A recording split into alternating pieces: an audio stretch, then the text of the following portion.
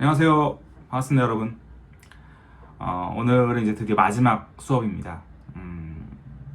그동안 참 시간이 빨리 갔네요. 더운 여름에 코로나랑 또 싸우시면서 바쁜 일정 또 쉽지 않으셨을 텐데 잘 또 따라오시고 성실히 임해주셔서 감사합니다. 그 이제 공지를 제가 했잖아요. 그죠? 그 온라인 수업을 통해서 저도 이제 이번 수업이 미주장신대에서 세 번째 수업이에요. 세 번째. 그러니까 처음에 작년 가을이죠. 작년 가을 학기에 처음 이제 발달 심리학이라는 수업을 했었고, 그거는 근데 오프라인에서 했어요. 교실에서.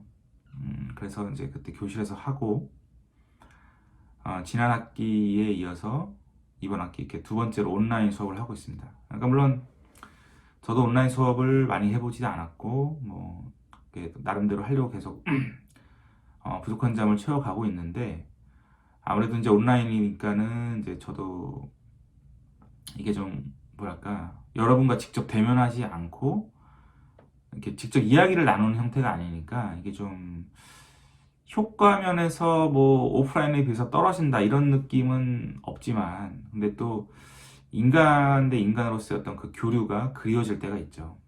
그러니까 저만 생각해 봐도 오프라인 수업 때랑 온라인 수업 때가 뭐랄까, 분위기는 좀 그래도 다른 것 같아요. 분위기. 그러니까 저만 봐도, 왜냐면 저는 이렇게 수업을 녹화한 것만 보여주니까 그냥 뭐랄까 좀 교류를 저랑 하진 않으시잖아요. 그러니까 물론 토론할 때는 뭐 지금 글로 글을 주고받고 뭐 이메일도 가끔 주고받고 이러지만, 직접 이렇게 얼굴을 보고 대화하는 거 이게 안 되니까 그게 늘 아쉬웠어요. 온라인 수업 하면서. 그래서 또 글을 통해서 하니까는 뭐랄까요, 그 뉘앙스나 이런 게 좀, 그걸 보는 사람의 그 기분이나 생각에 따라서 또 이제 해석이 또 달라지기도 하고, 느낌이, 그죠?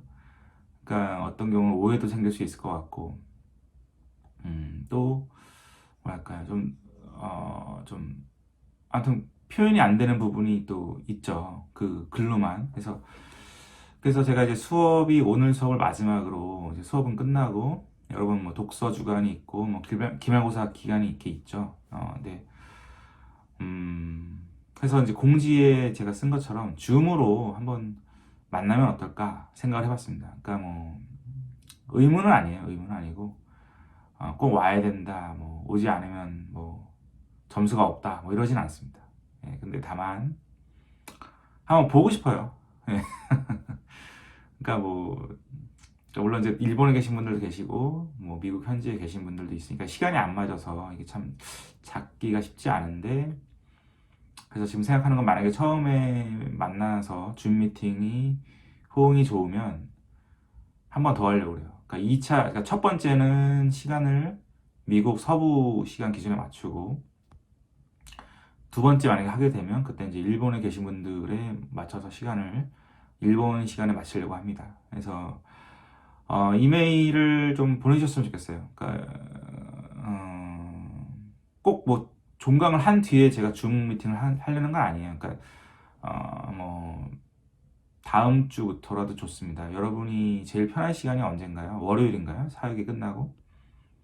아니면 꼭 월요일이 아니어도 뭐 평일이든 토요일이든 뭐 좋습니다. 그러니까 좀 가능한 시간, 그죠? 본인이 선호하는 시간이 있으면은 알려주시면 제가 최대한, 그리고 특정 날짜가 있으면 그 날짜를 알려주셔도 좋아요. 이날이 제일 좋다 해서 그런 후보 날짜, 제일 좋아하는 시간, 뭐 이런 시간들을 한 5개 정도를 저한테 보내주시면 제가 최대한 많은 사람들이, 물론 이제 전원이 다 참석할 수 있도록 최대한 시간 한번 맞춰보겠습니다. 근데 의무는 아니에요. 그러니까 본인이 좀 바쁘시거나 또는 뭐 굳이 이렇게까지 오는 거는 좀, 나는 좀 불편합니다, 아니면 좀 바쁩니다, 이러면은 저는 it's okay. 예, 뭐 괜찮으니까 자유롭게 편하게 오시면 됩니다.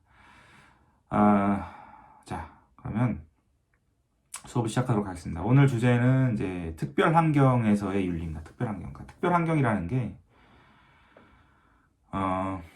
뭐 말 그대로 이제 좀 흔하지 않은, 그러니까 여러분이 지금은 이제 학생이고 상담을 이제 처음 이제 배우기 시작하셨는데 언제 뭐 어떤 일이 생길지, 어떤 종류의 내담자를 만날지, 어디로 갈지 모르는 거예요. 그렇기 때문에 일단 이런 거를 배워두시면 좀 나중에 그런 일이 실제로 닥쳤을 때 조금은 더 좀 유연하게 대처할 수 있지 않을까 하는 생각에서 이런 주제로 마지막 주제를 잡았습니다.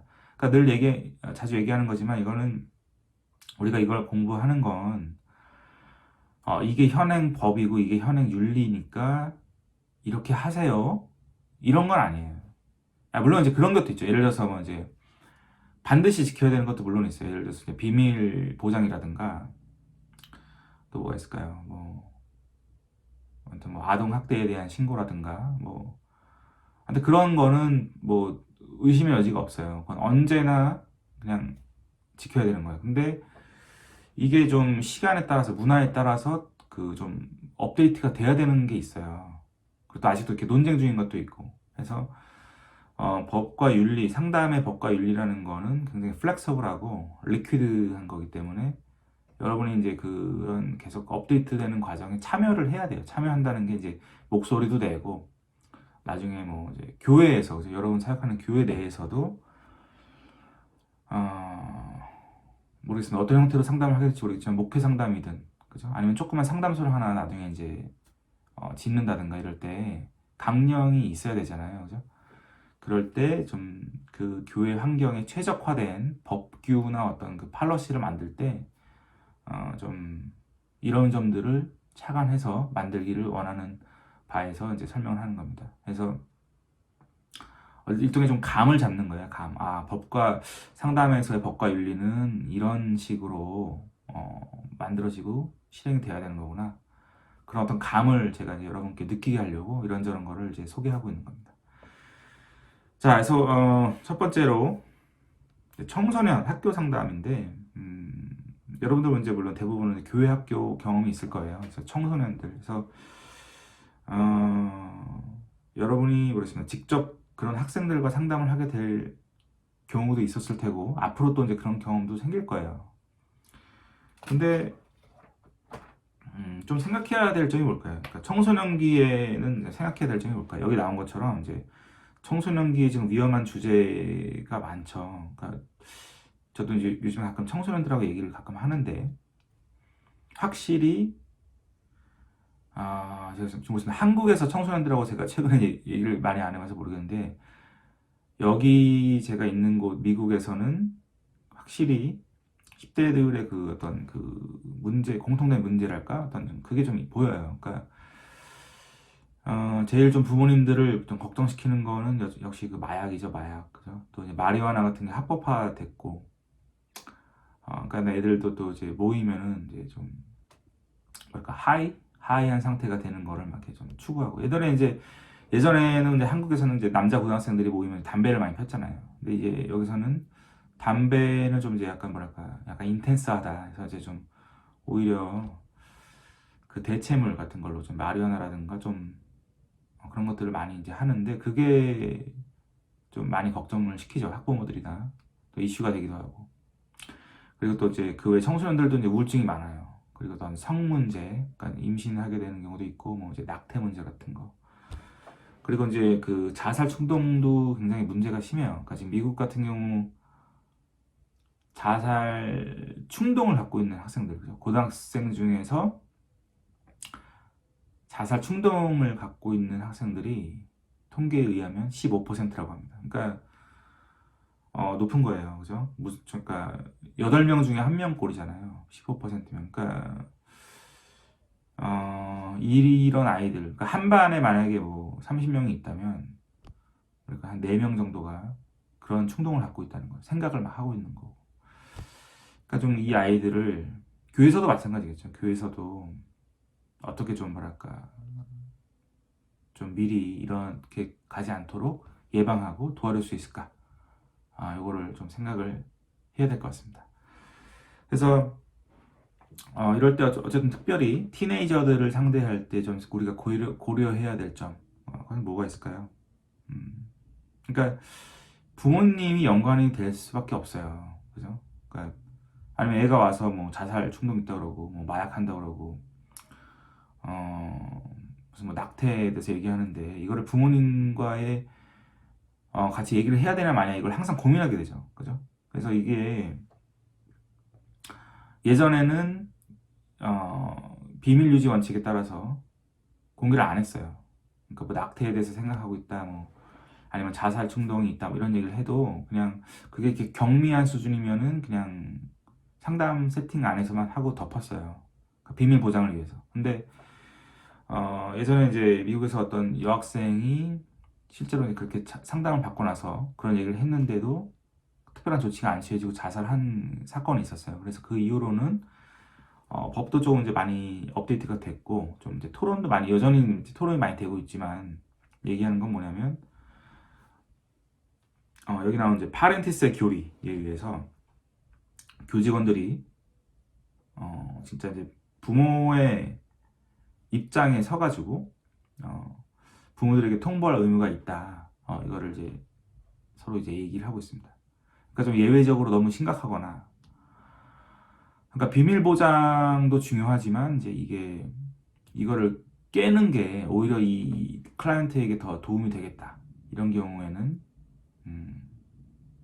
이렇게 이제 파렌티스의 교리에 따라서 부모님께 이 그 원칙을 깨고 학생의 상태나 문제에 대해서 얘기를 합니다. 근데 뭐 그 전에 그냥 깨고 얘기를 하면, 그러니까 기존에도 이렇게 했어요. 그러니까 아이가 뭐 자살 충동 얘기를 하면 그날 저녁에 부모님한테 전화를 해서 그걸 얘기하고 그 다음 회기 때 내담자를 만나면은 이제 사실은 부모님과 이런 얘기를 했다 이렇게 얘기를 했어요. 근데 그렇게 되면은 내담자가 좀 충격이 있잖아요. 자기랑 얘기도 없이 그냥 부모님한테 얘기해버리니까. 물론 그 의도는 알지만 그래서 막 배신감도 느끼고 그냥 상담을 그 이후로 이제 안 오고 막 이렇게 되니까 항상 이거를 저울처럼 재야 되는 것 같아요.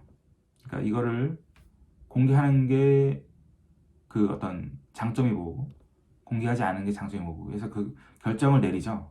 그래서 공개를 하자 이럴 때 더 좋은 거는 그 학생하고 좀 얘기를 해보세요. 저 상태가 좀 이런데 상담사인 내가 볼 땐 부모님한테 연락을 해서 같이 우리 이 자리에 모여서 얘기를 하는 게 좋을 것 같다. 어떻게 생각하니? 그래서 이제 좀 사전 좀 그죠? 허가를 받는 거죠. 내담자에게. 그래서 그렇게 되는 게 가장 스무스한 흐름입니다.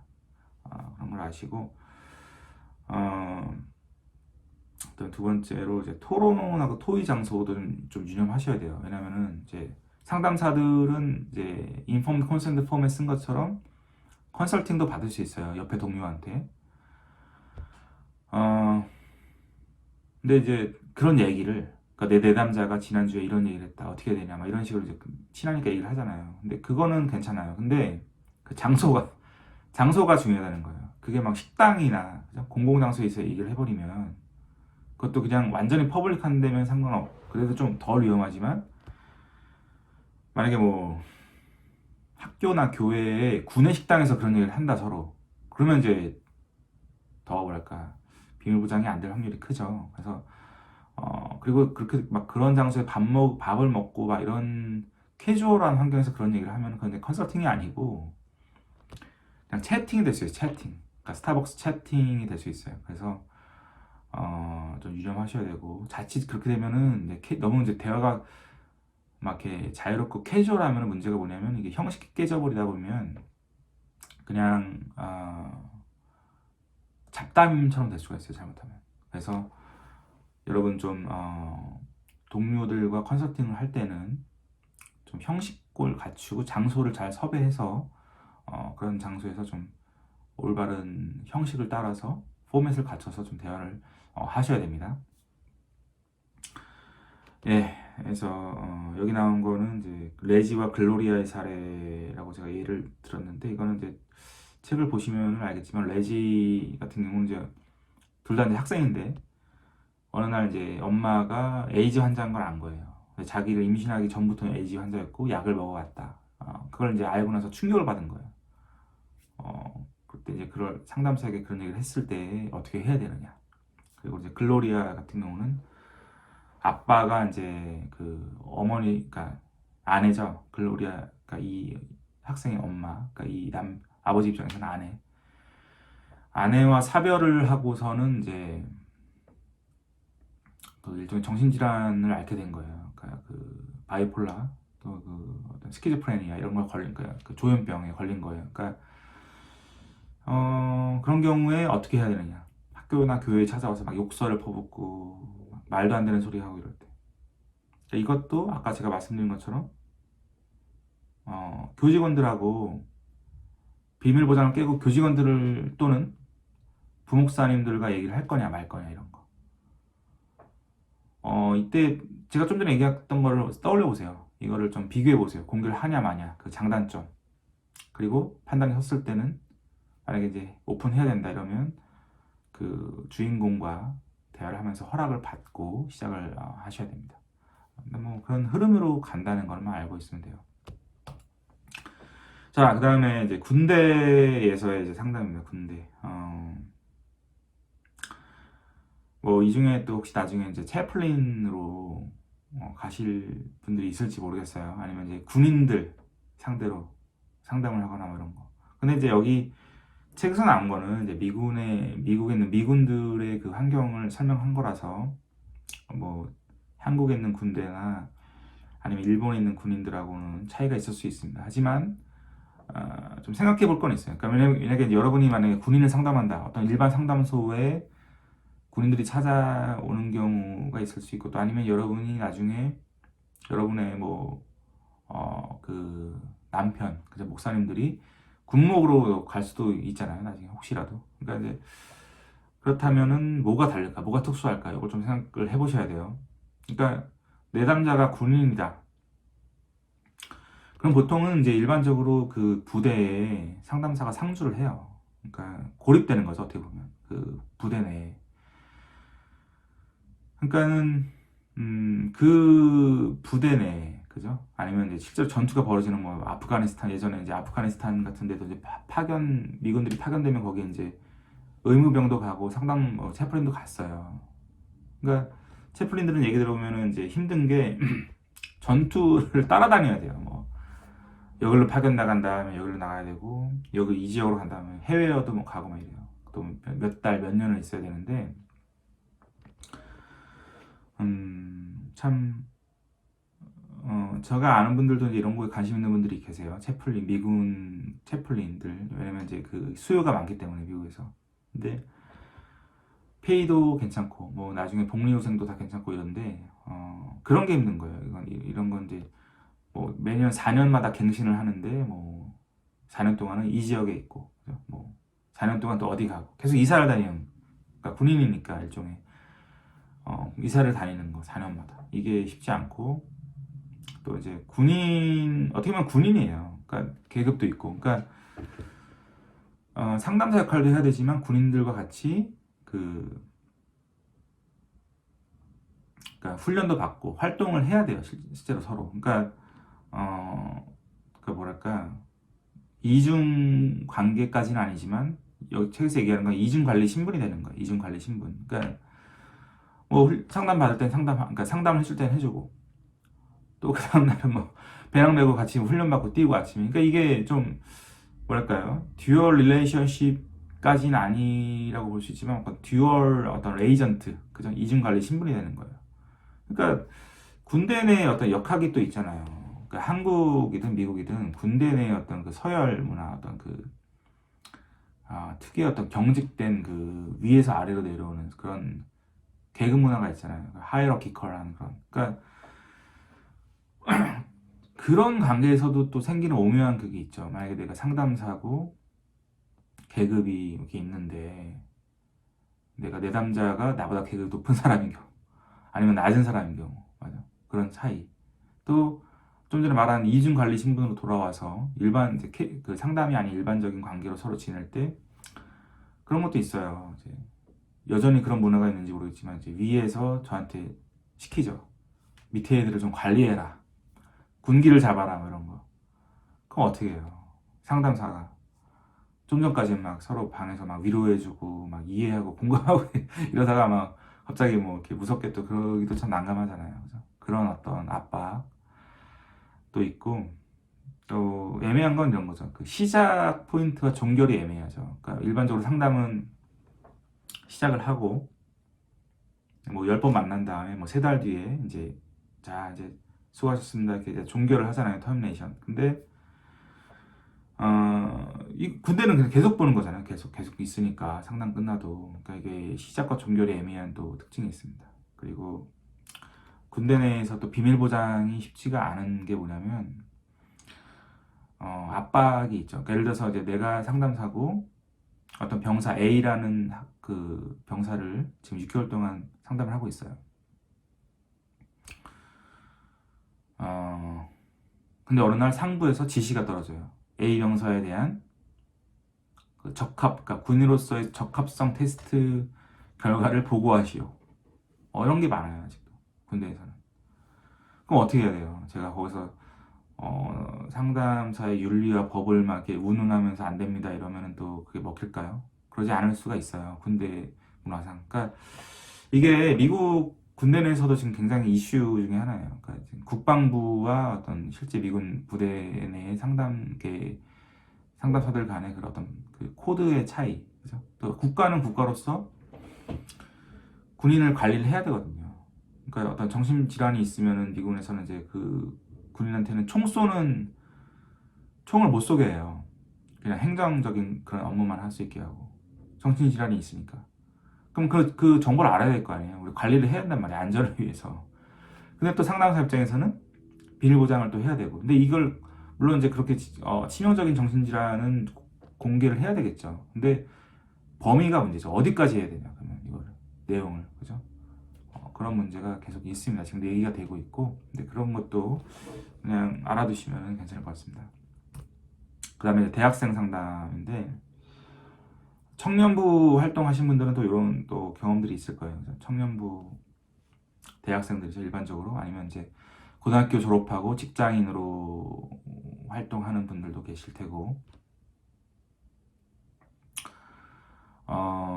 어떻게 볼 수 있을까요? 그러니까 보통은 20대 초반 정도의 나이인데, 만 18살부터 뭐 23살 정도까지. 그러니까 이 학생들은 아직은 이제 경계인의 삶을 살고 있어요. 그러니까 어떻게 보면 청소년기를 탈피했지만 아직도 어떤 면에서는 좀 이제 어린 부분이 있고, 그죠? 또 법적으로는 성인이고, 그러니까 이제 애매한 거예요. 약간 경계인이 경계인. 그래서 우리가 이제 보통 이런 학생들을 청년으로서 뭐 교회에서 멘토로 만나기도 하고, 상담사로 만나기도 하고, 교사로도 만나기도 하고, 목회자로 만나기도 막 하는데, 다중관계가 안 생길 수가 없어요. 근데 중요한 건 결국 이거죠. 그러니까 다중관계를 맺든 안 맺든, 불가피하든 아니든, 전문적인 관계를 어떻게 맺는다면 상담사로서 그 내담자에게 해를 입히거나 불이익을 줄 위험성이 조금이라도 있는지를 살펴야 돼요. 네. 그러니까 이런 거죠. 내가 만약에 고등부 교사예요. 네? 아니, 고등부 교사 말고 청년부 셀 리더라고 합시다. 청년부 셀 리더. 근데 또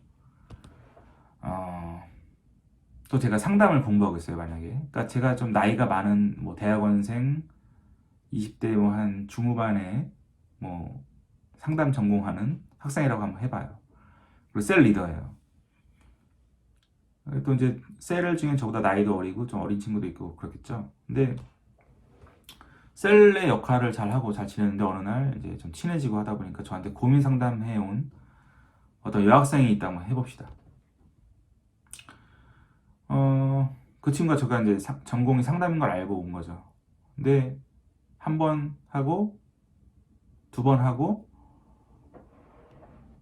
네, 얘기를 했는데 잘 됐어요. 이 친구가 위로도 받고. 근데 거기서 이제 끝나면은 좋은데 무슨 일이 생기냐면 이 친구가 점점 디펜던트일 수가 있어요. 이거는 이제 이런 일도 실제로 있어요. 교회 보면. 그러니까 셀 리더인데 좀 어떤 이유에서든지 셀 리더의 역할을 이제 그걸 잘 해서 거기서 끝나면 좋은데 이제 너무 뭐랄까 관심이 넘치고 사랑이 넘치고 막 그죠? 이웃에 대한 막 셀원들에 대한 그러니까 세런들이 이분을 좋아하는 거예요. 그래서 이제 뭐 고민도 털어놓고 그죠? 그러다가 점점 어떻게 돼요? 디펜던트해질 수가 있어요. 그러니까 특히 이제 약간 이제 고민이 있을 때 그냥 디렉티브하게 뭔가 가이드를 줄 때가 있어요. 우리가 이거는 이런 거야. 이렇게 해. 근데 그게 진짜 먹히는 거예요, 실제로. 그러면 이 학생은 어떻게 될까요? 그 다음에 또 물어보고, 고민이 있을 때마다. 자기가 좀 이렇게 생각을 하고 에너지를 좀 모아서 이겨내는 습관을 들이기 전에 그냥 빠른 답변을 이렇게 원하는 거죠. 그러다 보면 어떻게 돼요? 디펜던트해지고, 의지하게 되고, 연락을 또 만나서 교회에서만 하면 다행인데, 이제 전화를 하고, 문자 보내고, 그렇게 해서 이제 개인적인 관계도 생기고 이럴 수가 있겠죠. 글쎄 모르겠습니다. 이게 교회 세팅에서는 그렇게만 되면은 다행인데, 좀 이게 걷잡을 수 없이 막 또 퍼지는 경우도 있잖아요. 그죠? 남녀 관계에서도 그렇고, 또 목회자분들도 이런 경우가 있어요. 그러니까 여자 성도, 아니면 뭐, 여자 성도든 어떤 관계든, 그 바운더리가 이제 없어지는 경우. 그냥 물론 이제 목회자는 어떻게 보면 24시간 어벨러블한 상태인 경우가 많아요. 그러니까 누구한테 뭐 위기 상황이다, 와달라, 도와줘라 이런 경우도 있고, 누구 장례식, 그죠? 어떤 분이 돌아가시는 경우, 또 뭐 갑작스럽게 누가 또 교통사고가 나서 병원에 가는 경우. 그러니까 목회자는 24시간 대기를 하는 사람들인데, 근데 그렇게 그냥 그런 식으로 일을 하는 거랑 어떤 사람이 그냥 고민 있을 때마다 팀분으로 그냥 낮에 연락해도 되는데, 아니면 교회 사무실에서 얘기해도 되는 거를 막 그냥 문자를 보내고 전화를 하고. 근데 한 번 그렇게 시작하면 또 이게 걷잡을 수가 없거든요. 그렇게 해서 좀 뭐랄까 바운더리가 깨져가지고 나중에 좀 문제가 되는 경우도 이제 봤어요. 그러니까 좀 이런 겁니다. 바운더리를 어떻게 설정할 것인가. 그리고 이런 다중관계에서 어떻게 좀 그런 걸 잘 지혜롭게 얘기할 것인가. 그런 어떤 룰 같은 거, 그죠? 그런 걸 얘기해야 하는 것도 한번 연습을 해보셔야 될 것 같습니다, 여러분들. 그리고 이제 대학생쯤 되면 애들이 이제 변화가 생겨요. 그러니까 발달 심리학을 이제 이 중에서 이제 저랑 같이 이제 들으신 분들은 우리가 그때 얘기했지만 20대 한 10대 후반부터는 이제 사고력이 굉장히 높아지죠. 그러니까 고도의 사고력이 생기니까 그동안 자기가 그냥 이렇게 받아들였던 사고방식들에 대해서 그냥 깊이 한번 그러니까 리플렉션도 하고 의심도 해보고 이게 정말 맞는 건지 그런 생각을 막 합니다. 고도의 사고가 되는 거예요. 이제. 그러다 보니까 당연히 신앙과 자기의 신학, 자기의 어떤 인더비주얼 그 티얼러지에 대해서도 막 이제 고찰을 해요. 이게 정말 맞는 건가? 내 인생이 제대로 가고 이런 생각을 한단 말이에요. 슬슬. 그러니까 그때 좀 그런 고민도 많아요. 자기 신학에 대한 고민. 그러니까 자기 그 신학이 있잖아요. 그러니까 같은 교회를 다녀도 어떤 사람은 하나님을 예를 들어서 권위자로서 보고, 경찰 같은 존재로 보고, 법관 같은 심판의 어떤 존재로 보는 분도 계시고, 어떤 분은 정말 하나님을 사랑의 존재로 보시고, 어떤 정말 너무나 그 자애롭고 은혜로운 존재로 보고, 막 이런 차이가 있거든요. 그러니까 기독교 상담을 받고 싶다고 찾아오는 분들이 있어요, 분명히. 그냥 나는 일반 상담소 가고 싶지 않아요. 기독교 상담을 받고 싶어요, 이런 분들. 어떻게 할까요? 그러니까 제일 좋은 거는 이제 얘기를 하시는 거예요. 그러니까 기독교 상담이 뭐니? 우리 같이 생각해 볼까? 근데 우리가 저번에 얘기한 것처럼 결론적으로는 사실 페스토럴 카운슬링, 그죠? 목회 상담, 기독교 상담하고 일반 상담하고 어떻게 보면 그렇게 큰 차이는 없습니다. 다만 이제 그 상담 세팅에서 상담자가 그 좀 보다 쉽고 편하게 기독교적인 언어를 얘기할 수 있는 거죠. 그죠? 일반 상담에서는 그런 막 영성적인 거 아니면 이렇게 종교적인 거를 함부로 얘기하는 거를 별로 안 좋아하는 경우도 있어요. 내담자가. 아니면 왜냐면 자기가 만약에 불교 신자인데 뭐 막 내가 뭐 기독교 상담사고 해서 그런 얘기 할 수 없잖아요. 그죠? 근데 이제 기독교 상담 세팅이라면 이제 그런 얘기를 좀 더 편하게 할 수 있는 거가 있죠. 이제 그런 거를 빼고는 이제 상담으로서의 퀄리티에서는 기본적으로 다른 건 없습니다. 다만 좀 가이드를 해주셔야 돼요. 그러니까 설교 시간하고 상담 시간 다른 거예요. 그러니까 막 이렇게 디렉티브하게 뭐 이렇게 쏟아붓고 막 주입시키고 이런 게 아니고 좀 얘기를 듣는 거. 신학에 대한 점검. 그러니까 신학이 만약에 이제 막 목사인 내가 갖고 있는 신학과 다르다고 해서 얘를 막 이렇게 바꾸려고 하거나 이러기보다는 그냥 호기심과 존중을 갖고 들어주는 게 굉장히 필요합니다. 그래서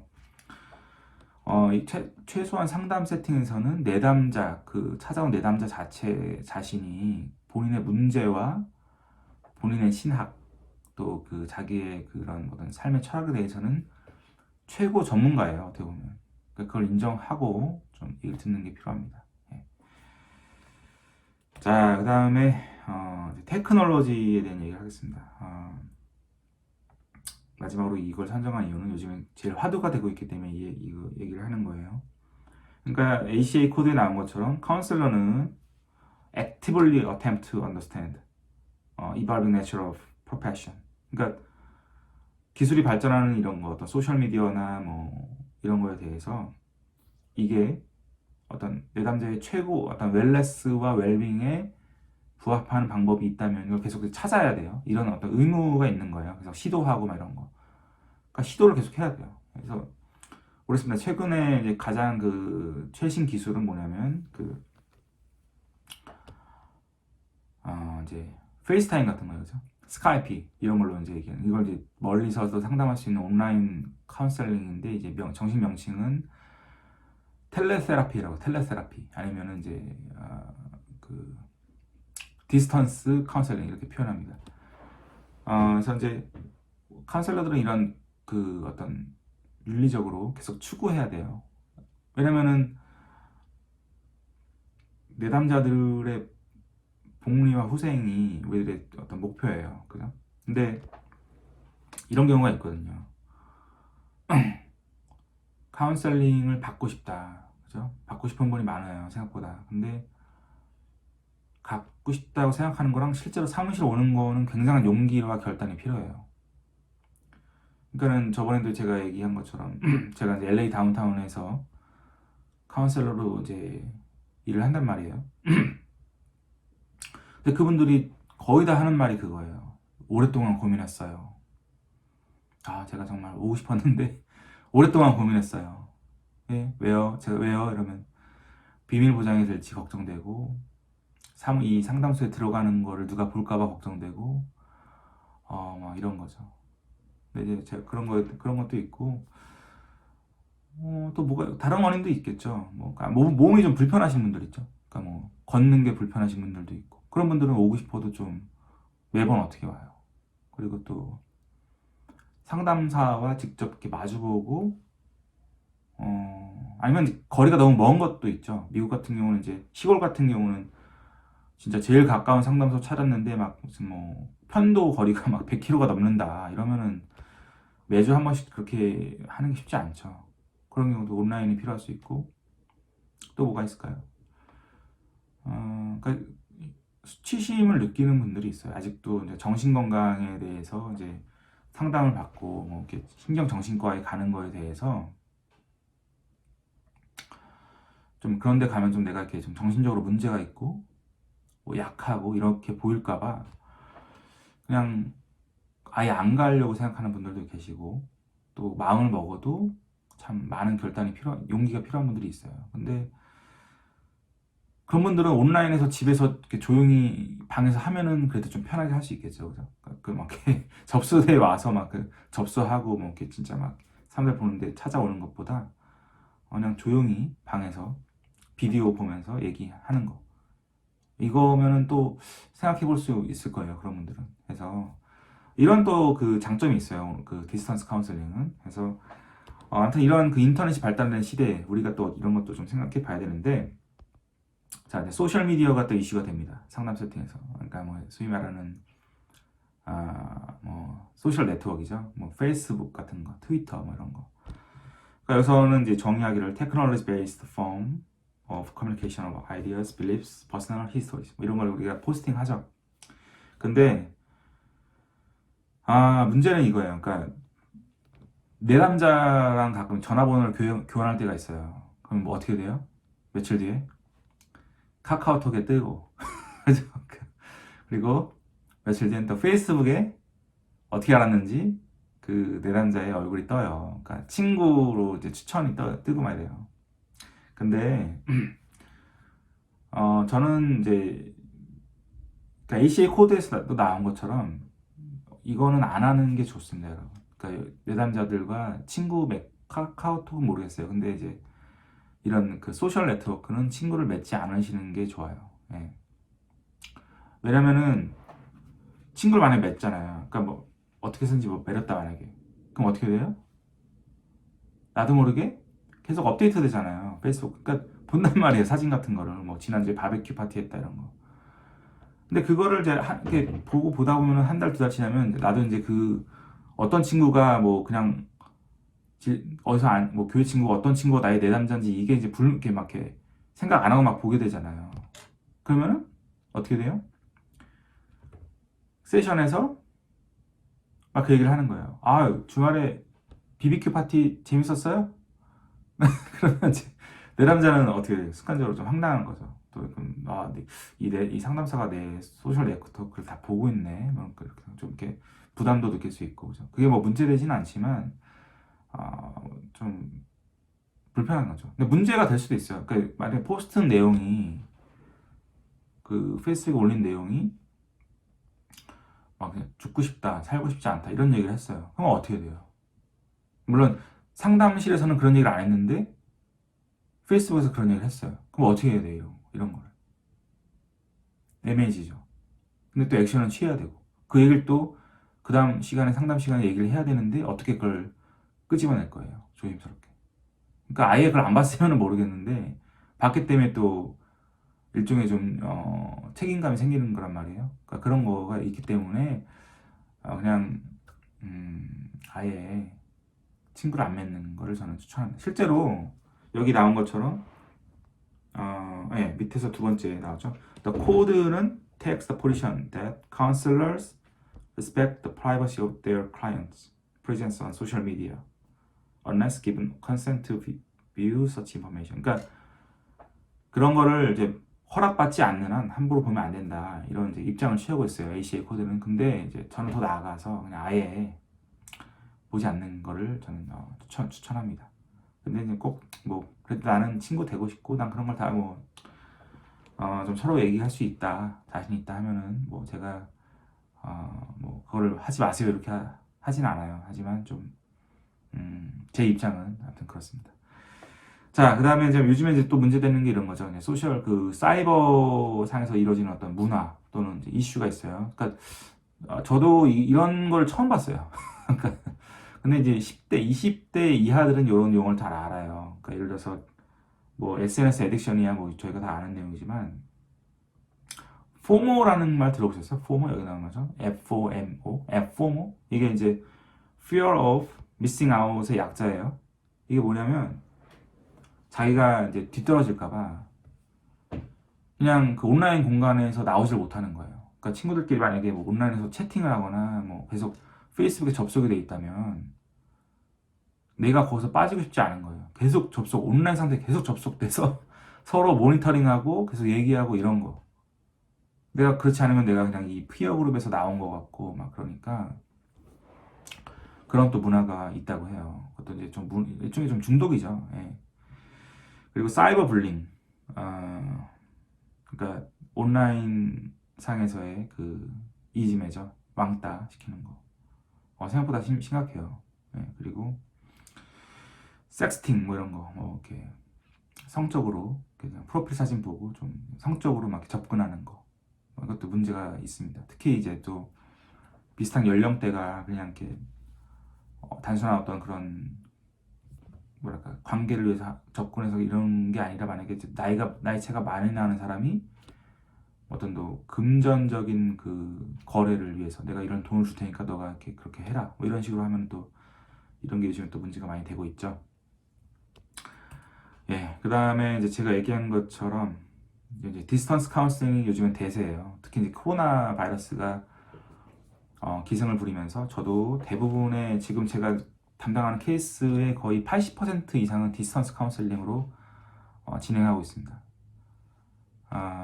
그래서 그러니까 뭐 줌이라든가 그래서 근데 줌은 좀 별로 안 저는 약간 검증이 안 된 것 같아요. 이게 지금 녹화가 돼서 어디로 갈지도 모르고 그래서 전 줌을 잘 안 쓰고 상대방이 원하면 쓰지만 녹화는 하지 않습니다. 그리고 그러니까 제가 제일 잘 쓰는 건 이제 페이스타임이에요. 페이스타임. 그리고 이제 화상 통화죠. 그거 아니면 그냥 전화로 할 때도 있고 그렇습니다. 그러니까 이제 그거는 내담자가 원하는 방법으로 하면 돼요. 그래서 근데 편하게 하시면 되는데 두 가지를 좀 염두에 두셔야 돼요. 그 하나는 뭐냐면 우리가 예전에 그 informed consent form 작성하는 거 숙제를 했었죠. 네. 다들 잘 하셨는데 만약에 내담자가 이렇게 디스턴스 카운셀링을 원하는 내담자면 그 내용에 이 내용들을 꼭 포함시켜야 됩니다. 그러니까 디스턴스 카운셀링 하는 자격증 또 어떤 그 프랙티스 하는 사무실에 그러니까 상담소의 그 위치, 주소죠. 그리고 컨택트 연락처 그리고 제일 중요한 건 이거예요. 그 폼에 이걸 써야 돼요. 리스크랑 베너핏. 그러니까 이런 그 디스턴스 카운슬링을 하면서 오는 위험성, 장점과 단점을 기록을 하셔야 됩니다. 그리고 뭐 그냥 인테이크 할 때 이런 거 다 얘기하셔야 돼요. 서류 작성하시면서 좀 아까 말한 그 프로페셔널 바운더리스, 그러니까 문자를 좀 가급적이면 정말 중요한 내용이 아니면 좀 삼가해 주셨으면 감사하겠습니다. 그리고 정말 중요한 내용은 저희가 상담 때 얘기를 하겠습니다. 문자는 그냥 좀 간단한 내용, 뭐 약속 시간을 변경한다든가 뭐 좀 그런 거지. 그런 문자를 통해서 상담은 가급적 안 하도록 하겠습니다. 이런 식으로 좀 이제 바운더리를 설정하는 게 또 필요합니다. 자, 그래서 아까 얘기한 것처럼 이제 그 디스턴스 카운셀링의 장점이 아까 제가 얘기한 게 있었죠. 뭐 이제 몸이 불편하신 분들이라든가 직접 만나서 얘기하는 거에 대해서 좀 이제 수치심을 느끼는 분들에 대해서라든가 아니면 시간을 좀 줄이는 거죠. 교통을 멀리 있는 사는 사람들은 이제 시간도 줄이고 그 기름값도 아끼고 뭐 이런 장점이 있죠. 그리고 집에서 그냥 하면 되니까 뭐 체력도 좀 지치지 않고 이런 게 있죠. 근데 또 단점도 있어요.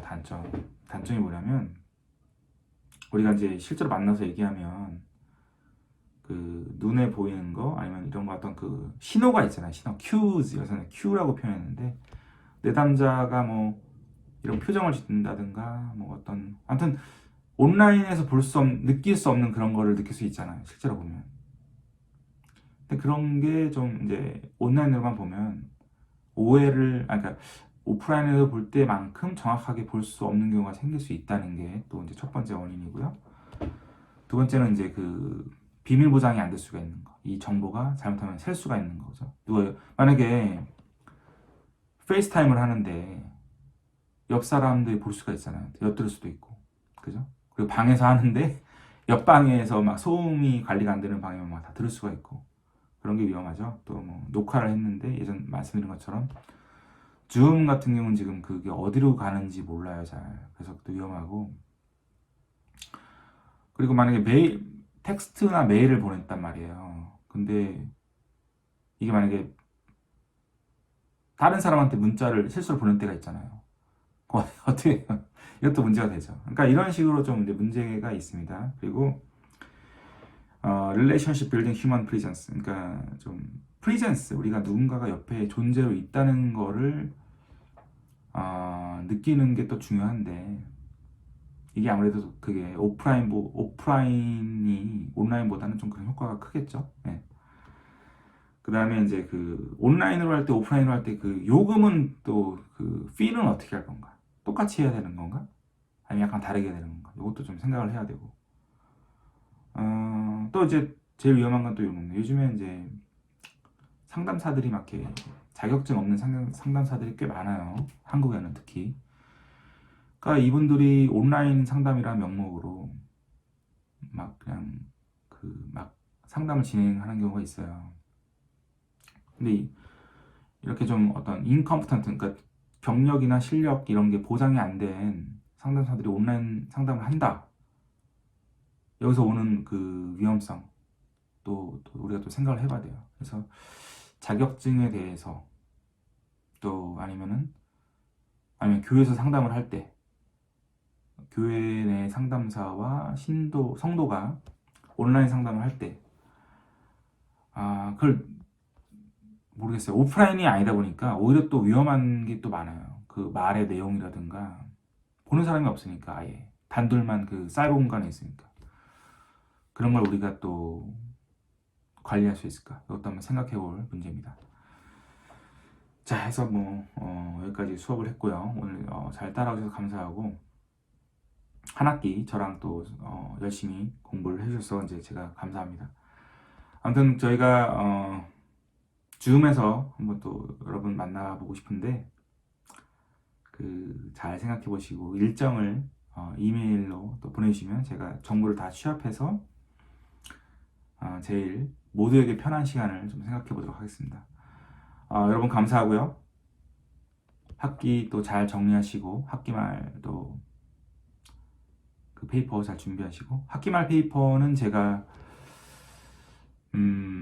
약간 그 실라버스에 나온 내용하고 다르게 좀 기말고사를 진행해 볼까 생각하고 있어요. 그래서 그것도 제가 결정이 되는 대로 공지사항에 띄우겠습니다. 그래서 잘 그렇게 해주시면 되고 여러분 모두 수고하셨고 건강하시고 또 사역에서 늘 승리하시기를 바라겠습니다. 여러분 감사합니다.